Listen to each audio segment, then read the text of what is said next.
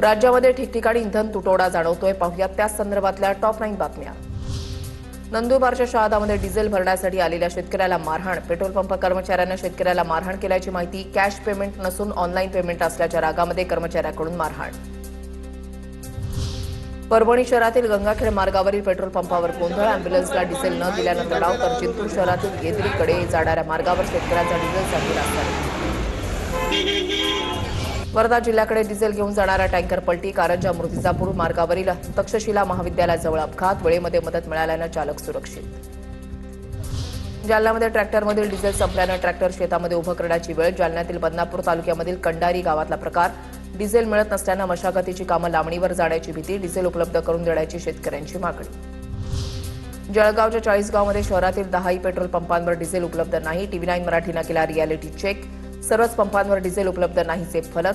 Diesel टंचाईमुळे मान्सूनपूर्व शेती कामांचा खोळंबा. शेतकरी अडचणीत.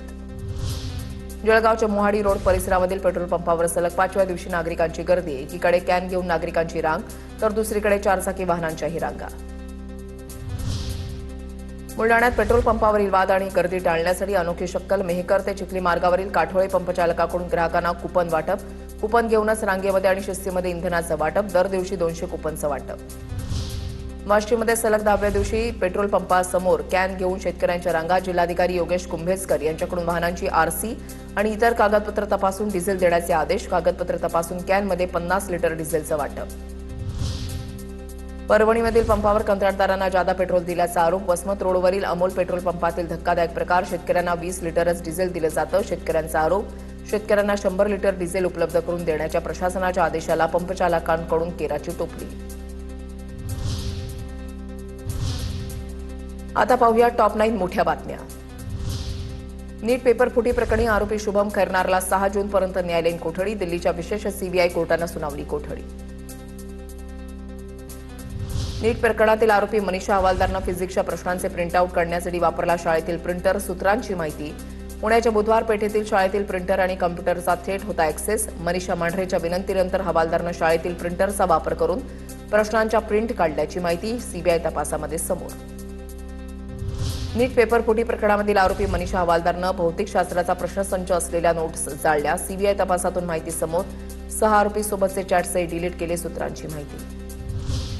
पुण्यातील वारजे भागामध्ये शिवराज मोठेगावकरची 51 गुंठे जागा. सामाजिक संस्थेच्या नावानं महामार्गालगत कोट्यवधींची जागा विकत घेतल्याची माहिती. नीट पेपर फुटी प्रकरणी मोठेगावकर सध्या सीबीआयच्या ताब्यात. मनीषा हवालदारच्या पतीच्या मोबाईलमध्ये गॉड नावानं सेव्ह असलेल्या क्रमांकासोबतचे संशयास्पद संवाद सीबीआयच्या तपासामध्ये समोर. त्यानुसार प्रश्नपत्रिका फुटीचा खरा गॉड कोण याचा तपास आणखी वेगानं सुरू. तर हवालदारानं मनीषा मांढरेसोबत केलेले व्हॉट्सअप चॅट डिलीट केल्याचे सीबीआय चौकशीमध्ये मान्य.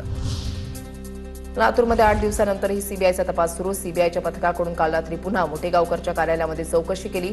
आतापर्यंत 4 डॉक्टरांची सीबीआय चौकशी झाली. आर्थिक संदर्भानंही सीबीआय चौकशी करत असल्याची माहिती.